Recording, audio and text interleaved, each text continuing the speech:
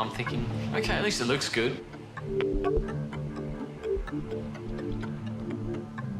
You gotta see the positive in something. There's good pea puree there, there's good broad beans. For your main course, we have a chicken ballantine with a pea puree and broad beans. The stuffing is couscous, raisin and pistachio.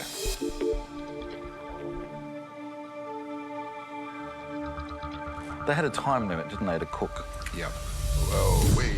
See, that's the problem. Whoa. If you're gonna... I'm saying this. Okay, so look, I mean, that's just unacceptable. Basically uncooked chicken, which is what would be one of the great 5 no-nos of restaurant food. Mine might just squeeze in to the bounds of acceptability, but I'd be a bit nervous about eating it. Oh, no, I take my words back. Yeah, no, they're undercooked. Sadly, it's probably the best-looking dish we've seen so far of the 3. And the red main looked like you want to eat it. Beautiful colours on the chicken, the pea puree, the beans, great flavours there. Nice stuffing, but undercooking the chicken, a big no-no. OK, let's see if the blue team can do better with their main course.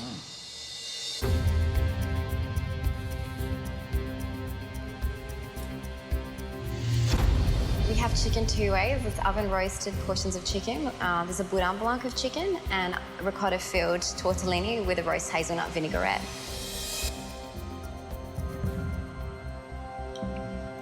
Oh, that's impeccably cooked. Absolutely impeccably cooked. Moist, juicy. I could happily have just that breast. It's so nicely done. And the hazelnut, that chicken sausage. Nicely seasoned, good flavour. It's very well cooked. I like the little tortellini.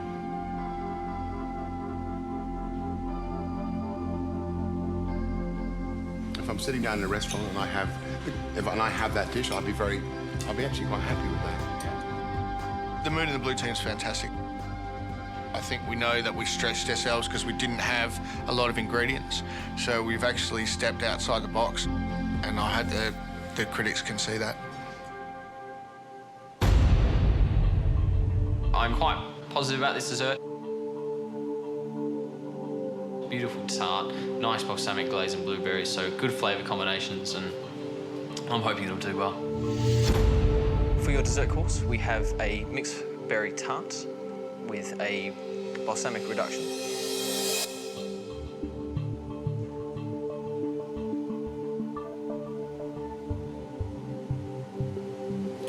What do you reckon, Larissa? You like it?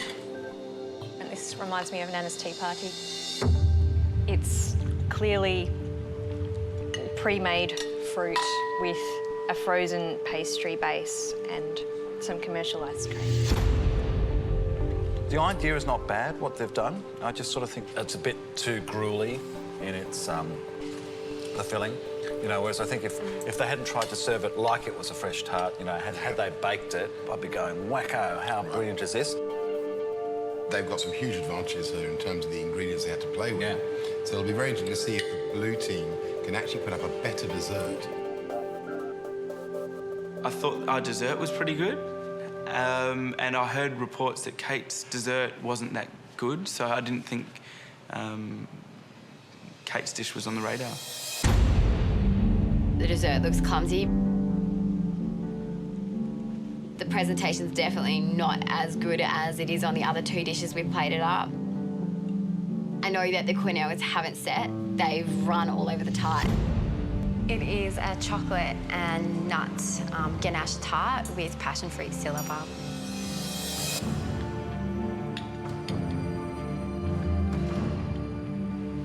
Is there such a thing as too much chocolate? Okay, well, let's just say that maybe this is for 4.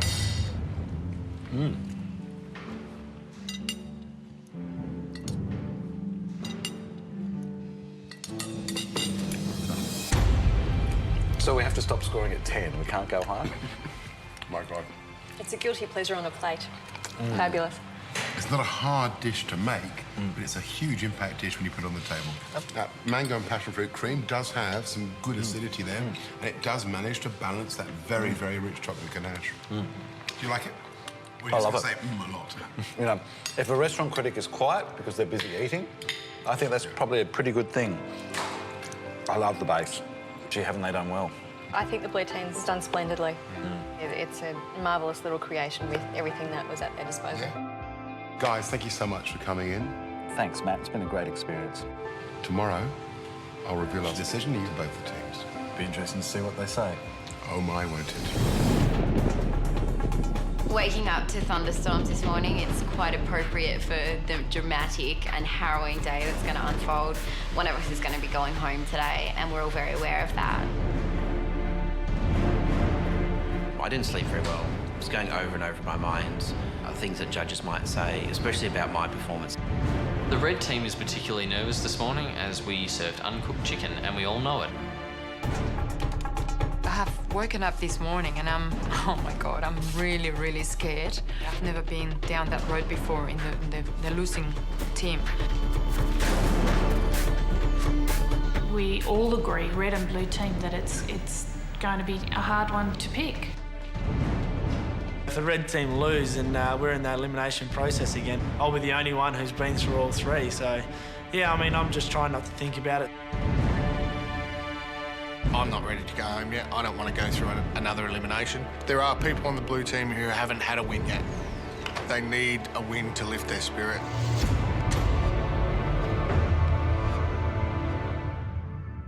Red team, blue team, welcome back. Yesterday's team challenge really tested your limits.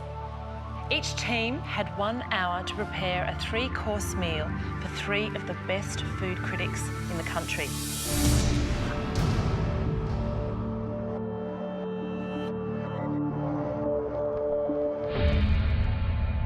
George, you mentored the red team. How do you think they went?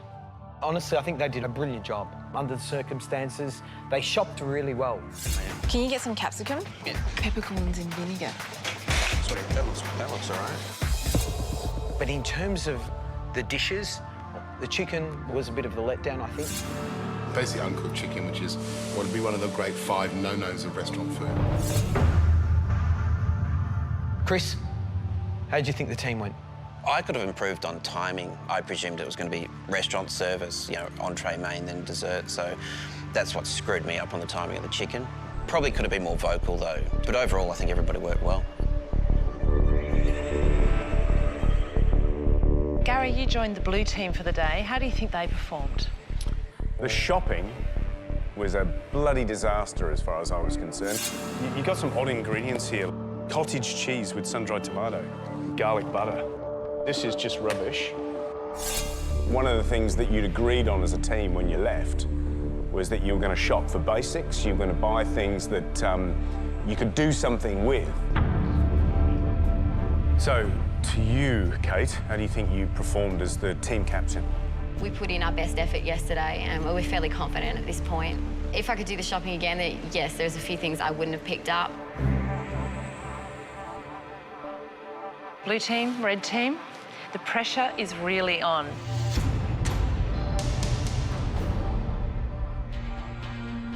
But the big moment has arrived. We're now ready to reveal the critics' verdict. Matt. My guests and I have eaten around the world at restaurants reviewing them. We've never faced a decision like the one we had to make yesterday. In terms of the two teams, there was some really impressive stuff going on. Red, you took full advantage of the freezer cabinet. Blue, the first 2 dishes look weird, and I don't think I've seen anything like that in any restaurant in the world.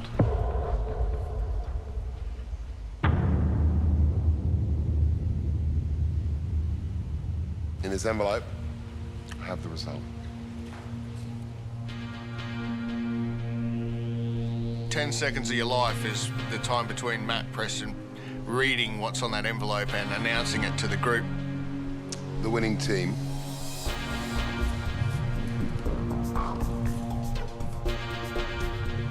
is the blue team.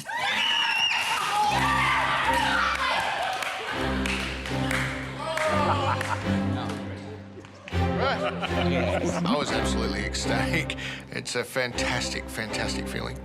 Thank you, Gary. Thank you, Gary, for your words of wisdom. All three at once. Sam, Lucas and I have been on the losing team for the last 2 weeks, so I think of everyone on blue. The three of us were relieved that we weren't going to have to go through the elimination process once again. It was the dessert that was the standout dish, and a fantastic dish. And the only criticism that the two toughest critics in Australia could come up with was it was a little bit big. Yeah, we knew. So congratulations, that's the best dish we've seen from you, Kate. Thank you. Really good. I was just so proud of everyone. I'm so happy we won. I think we really deserved it. Well done, blue team.